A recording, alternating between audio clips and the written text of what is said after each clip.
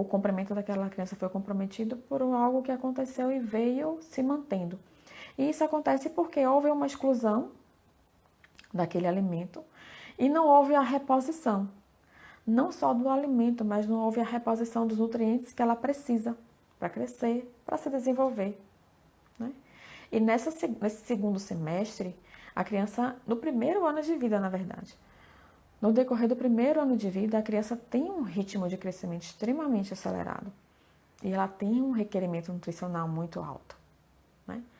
E para atender a esse requerimento, a essa necessidade nutricional, a gente precisa prover o alimento e, por consequência, nutrientes a ela. Se eu retiro esses nutrientes, eu comprometo seu crescimento, seu desenvolvimento, submeto ela a algumas carências nutricionais, inclusive. Nessa idade é uma idade que já é uma idade de risco para desenvolver, por exemplo, anemia ferropriva. E aí, se eu acredito que, se eu tenho aquela concepção de que o meu filho tem alergia às proteínas do leite e não dou carne bovina para ele consumir, por exemplo, com o intuito dele ter algum tipo de reação, aí o risco do meu filho desenvolver um quadro de anemia ferropriva é muito maior. Porque eu tenho uma criança em que as necessidades de ferro, nesse momento, aumentam consideravelmente.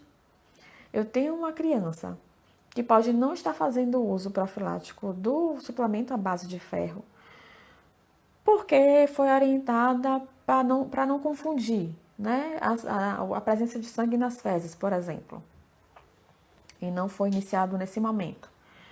Eu tenho uma criança que não consegue consumir uma quantidade de carne satisfatória para suprir as suas necessidades nutricionais, porque a carne é um alimento que requer mais dela. Além disso, ela não consome uma quantidade realmente efetiva que vá atender às suas necessidades. No segundo semestre, o que vai suprir praticamente a necessidade nutricional de uma criança são as refeições lácteas. É o leite materno, se for leite materno, é o leite artificial, se for leite artificial. O alimento complementar, ele vai complementar essas refeições lácteas. E com o passar do tempo, aí sim, ela vai se apropriando daquele alimentar-se do alimento e ela vai conseguir consumir uma quantidade suficiente que supra a sua necessidade nutricional. Mas daqui que isso ocorra, muita coisa já ficou para trás. E essa criança pode se desenvolver um quadro de anemia ferropriva, por exemplo. Isso pode impactar em outras situações. E a alergia alimentar deixa de ser o único problema dessa criança e dessa família, na verdade.